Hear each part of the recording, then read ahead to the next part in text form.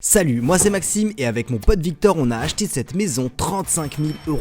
C'est une vraie ruine et on compte la transformer en un magnifique Airbnb. Il y a encore énormément de boulot et on vous partage toutes les étapes sur cette chaîne YouTube, alors installez-vous bien et bonne vidéo.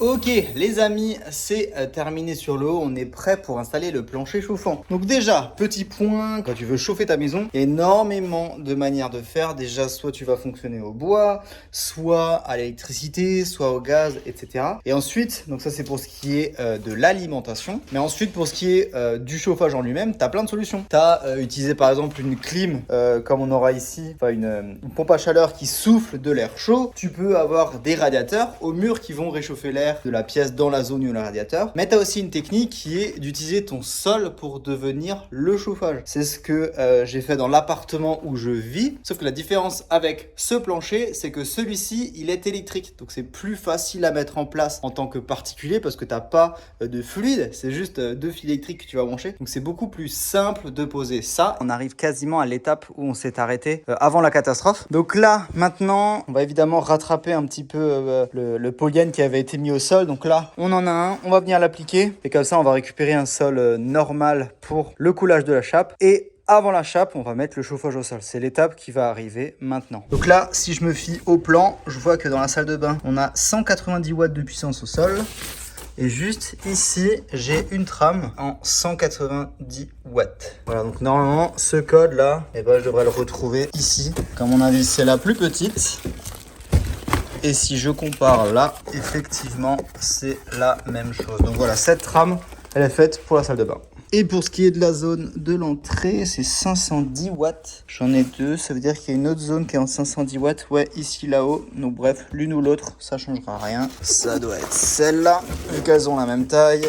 Donc là, on a nos deux trames. Alors pour ce qui est du branchement des trames de chez Sud Rayonnement, donc tout simplement, ici, on a une trame sur laquelle on vient avoir un fil. Voilà, comme si c'était un simple radiateur. Ensuite, ce qu'on va venir faire tout simplement, c'est descendre deux gaines en dessous de notre thermostat. Il est là-haut et on a les deux gaines qui descendent juste en bas. Sur la plus petite, on va venir passer notre fil directement, comme ça on va pouvoir le brancher à l'arrière du thermostat qui sera là en haut. Et ensuite, dans la boîte du thermostat, on a un deuxième câble, une sonde de température qui va devoir être glissée directement dans la chape. Alors ce qu'on a fait, c'est on a mis une deuxième gaine ici et il va falloir condamner le bout de cette gaine et venir l'insérer à peu près entre deux boucles du chauffage au sol. Et ça aussi, ça va être relié au thermostat là-haut. Comme ça, il sera capable de savoir deux choses. La température dans la zone du thermostat et la température au niveau du plancher. Donc tout simplement, rien de très compliqué. Et ensuite, pour ce qui est de la fixation des trames dans le sol, on a des petites agrafes juste ici. Donc voilà à quoi elles ressemblent. On va venir les enfoncer au maillet. Et pour ce qui est des courbes, on va s'inspirer du plan qui nous a été fourni. Tout simplement.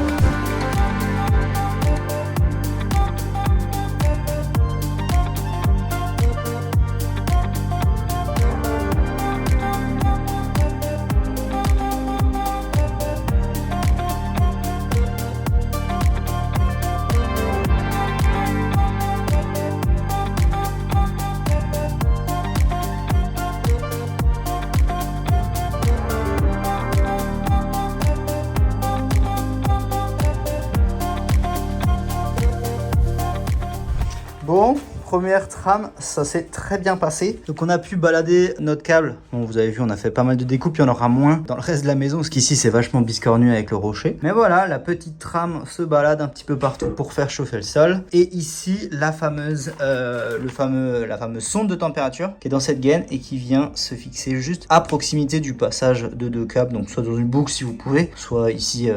Donc là maintenant, on va attaquer directement l'entrée. Donc petit passage là et couloir sur toute la longueur. Dans la pièce technique, on va pas chauffer au sol et sous l'escalier, on va évidemment pas chauffer au sol parce que ça ne sert à rien.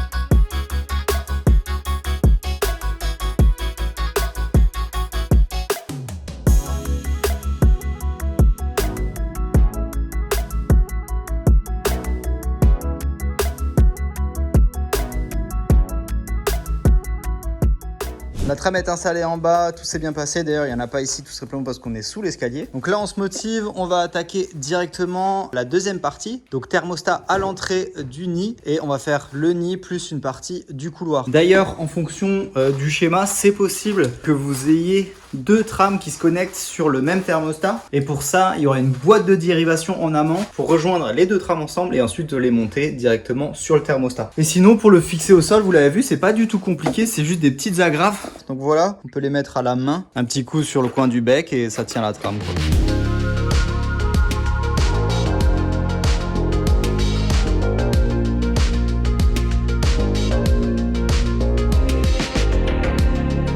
Les amis, je viens d'avoir au téléphone Stéphane qui est donc le directeur, le président, je ne sais pas, de Sud Rayonnement. Et c'était trop intéressant, c'est ça qui est bien avec la chaîne YouTube, ça me permet d'échanger directement avec les fournisseurs. Et j'avoue, j'ai des informations en plus et là c'était trop cool. Je vous explique un petit peu ce qu'il m'a raconté, c'est très intéressant pour que vous puissiez comprendre en fait le principe du plancher chauffant.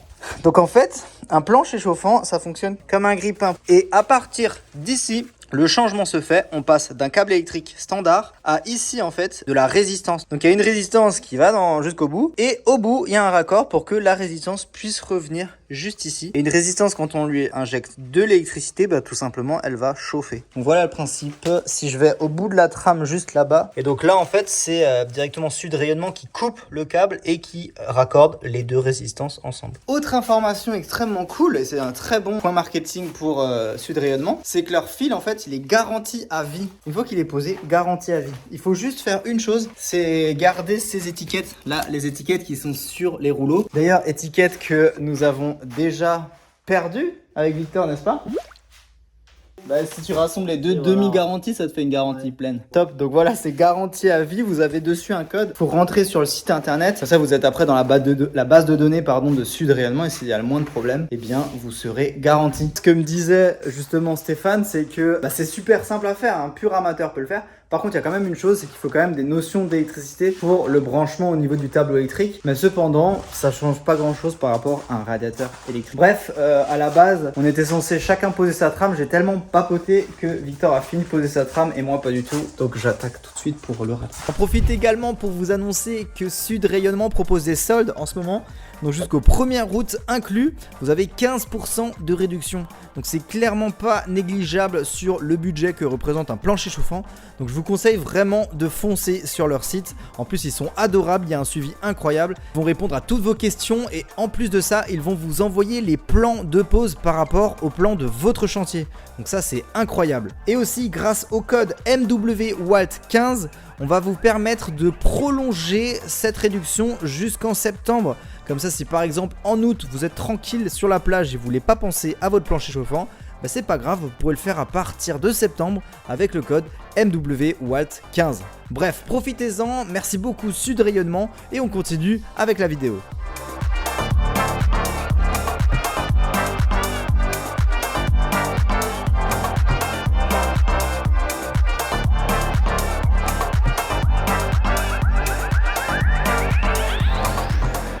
Ok, l'étape aujourd'hui, ça va être de terminer la dernière partie, la dernière pièce, donc salle à manger, cuisine, pour installer le chauffage au sol. Car aujourd'hui, mesdames et messieurs, dans 1h30, on reçoit Chapisol. C'est l'entreprise qui est venue nous installer la mousse projetée au sol. En fait, ils reviennent pour installer la chape. Donc voilà, on a 2 heures pour tout cleaner et terminer d'installer le chauffage au sol. Petit biscuit au beurre, goût beurre, du maçon breton et ça part.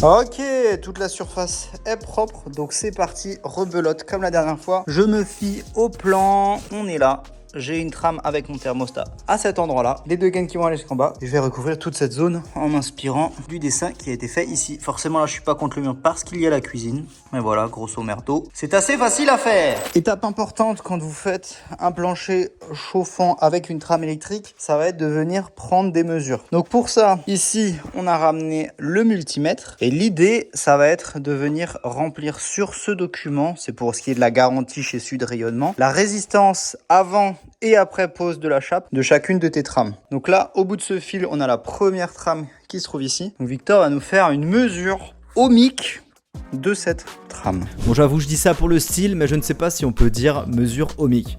Bref, l'idée là, c'est tout simplement de venir mesurer l'état de ta trame avant de couler la chape et après. Comme ça, si tu remarques une différence au niveau de la résistance, c'est qu'il a eu un problème, il a été coupé, abîmé ou je ne sais quoi. Donc voilà, c'est très important à faire. Et d'ailleurs, pour connaître à peu près le résultat que vous devez trouver, il suffit de faire 230 x 230 fois la puissance en watts de votre trame. Et normalement, vous devriez trouver la résistance théorique. Après, ça peut un tout petit peu varier, mais grosso merdo, ça vous donne une idée du résultat que vous devez trouver. Bref, là, je suis en train de tirer la sonde de température qui relie le thermostat et la trame au sol. Je vous laisse avec le Maxime du passé pour plus d'infos. Donc l'idée là, c'est de laisser la sonde de température dans cette gaine et de venir la condamner. Comme ça, la gaine va chauffer et sera capable de prendre la température dans le sol. Parce que si on la condamne pas, la chape va rentrer dedans et imaginons il y a un problème avec la sonde de température un jour, on ne pourra pas la changer. Donc ça, c'est tout l'intérêt de condamner le bout de la gaine.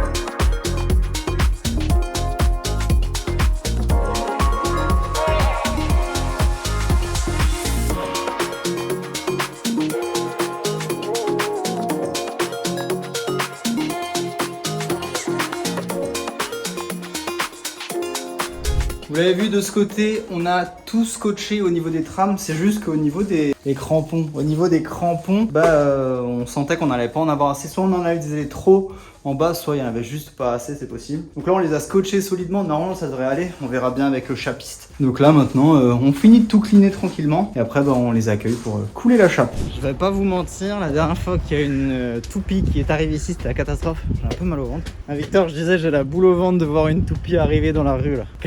Vous l'aviez déjà vu il y a pas mal de temps sur le chantier de l'appartement. On avait travaillé avec la même entreprise qui s'appelle Chape Isole. C'était pareil, hein. Il y a eu d'abord la pose de la mousse et ensuite la chape. Donc là, ça va être les mêmes étapes. Pour ceux qui l'ont déjà vu, ce sera répété. Mais pour les nouveaux, vous allez comprendre comment ça se passe. Donc là, toute première étape, ils sont en train de poser ce type de petits plots. C'est des petits plots en plastique qui vont venir planter directement dans la mousse. Comme ça, là. C'est très bien fait d'ailleurs. Et en fait, tu as une petite bague qui te permet de le régler en hauteur. Comme ça, ils vont pouvoir, avec leur laser, définir sur chaque plot la bonne hauteur. Comme ça, après, quand il va ramener son pistolet, aux environs de chaque plot, il pourra mettre à peu près la bonne quantité de chape. Après, forcément, ce sera lissé, etc. Mais tous ces petits plots là, vous voyez un petit peu partout, c'est à ça qu'ils vont servir.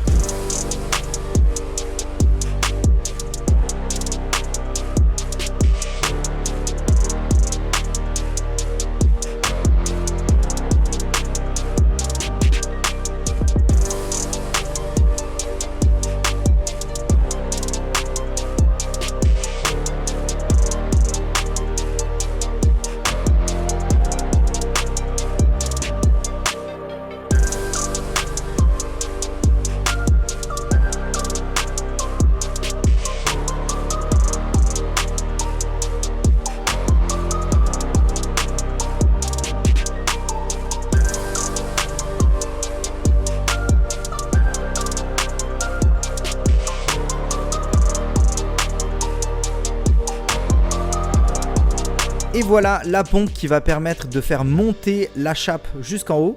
D'ailleurs là on voit la texture, c'est ultra liquide et d'après Google, une chape anhydrite se compose d'un mortier fluide auto-nivelant à base de sulfate naturel de calcium. Bref, une chape liquide.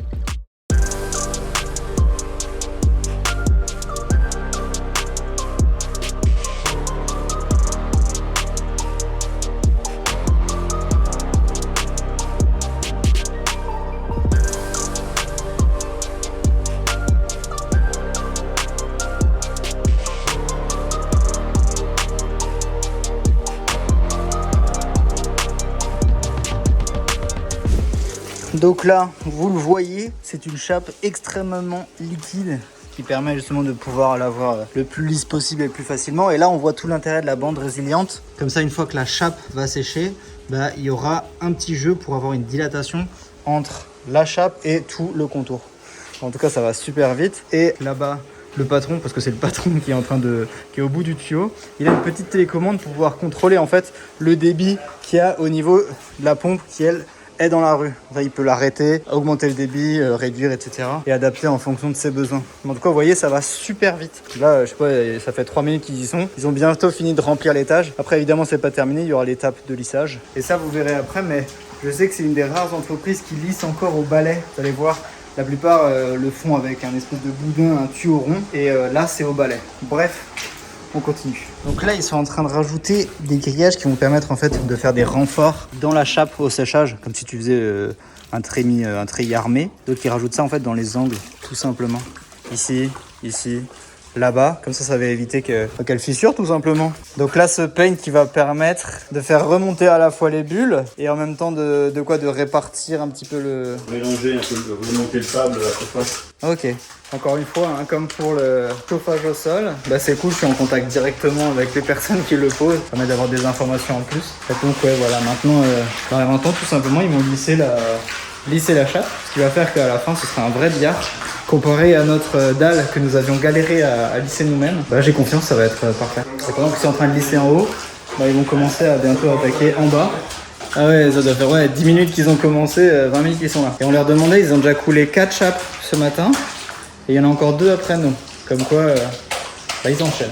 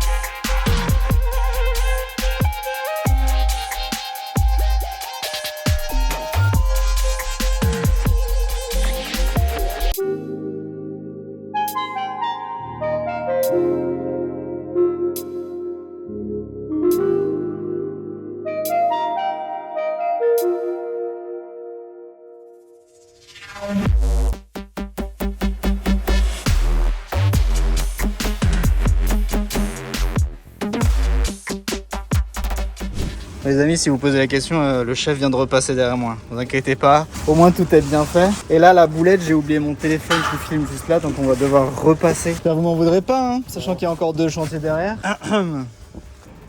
Merci beaucoup. C'est gentil. Et là, c'est parti la douche, on va se nettoyer les pattes. Bon, heureusement, Michael de chez Chapisol m'a récupéré gentiment mon téléphone. Clairement sur les images on croirait qu'il est vexé, mais en fait pas du tout, il est vraiment adorable. Bref les amis, on arrive à la fin de cet épisode, j'espère sincèrement qu'il vous a plu. On y aura posé le plancher chauffant plus la chape et d'ici quelques jours on va continuer le chantier avec des étapes incroyables comme par exemple la pose des tuiles. En attendant la prochaine vidéo, prenez soin de vous et bon bricolage à tous, ciao.